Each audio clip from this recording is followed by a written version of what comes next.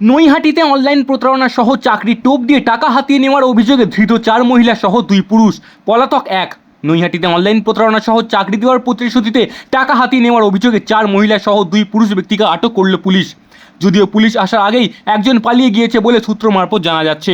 এই ঘটনাটি ঘটেছে নৈহাটি পৌরসভার 18 নম্বর ওয়ার্ডের মানিক সাধুকা লেন এলাকায়। সূত্র মারফত জানা যাচ্ছে, বেশ কিছুদিন ধরে বিশ্বজিৎ ঝাড় কাছ থেকে নেওয়া ভাড়া বাড়িতেই চলতো এই প্রতারণা চক্র। গোপন সূত্রে খবর পেয়ে নৈহাটি থানার পুলিশ সংশ্লিষ্ট ভাড়া বাড়িতে হানা দিয়ে হাতে নাতে হাজিনগর এলাকার বাসিন্দা সঞ্জয় বর্মা ও হার্জ ঝা সহ 4 মহিলাকে আটক করে নৈহাটি থানায় নিয়ে যায়। তাদের হেফাজত থেকে 8খানা মোবাইল ফোন, 4টি সিম কার্ড, 3টি এটিএম কার্ড উদ্ধার করা হয়েছে। এদের আর বড় কোনো চক্র যোগ আছে কিনা খতিয়ে দেখছে পুলিশ। প্রশাসনকে সাহায্য করবে, প্রশাসনের কাজ যেন করতে পারে। পুলিশ সূত্রে যেটা খবর পাওয়া যাচ্ছে 10 থেকে 12 লক্ষ টাকা শুধু অফিস মেইনটেনেন্স এবং ভাড়া মিলে খরচা করতে। আমি জানি না, এটা দেখুন, এটা পুলিশ বলতে পারবে, আমি সত্যিই জানি না। আমি তো খবর পেয়ে নিজে এলাম। কি চাইছেন এখন? অবভিয়াসলি যারা দোষী তাদের শাস্তি হোক, তারা ধরা পড়ুক, প্রপার এনকোয়ারি হোক।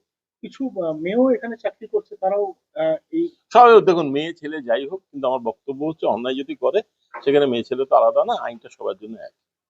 Bureau report, bengaltv.in।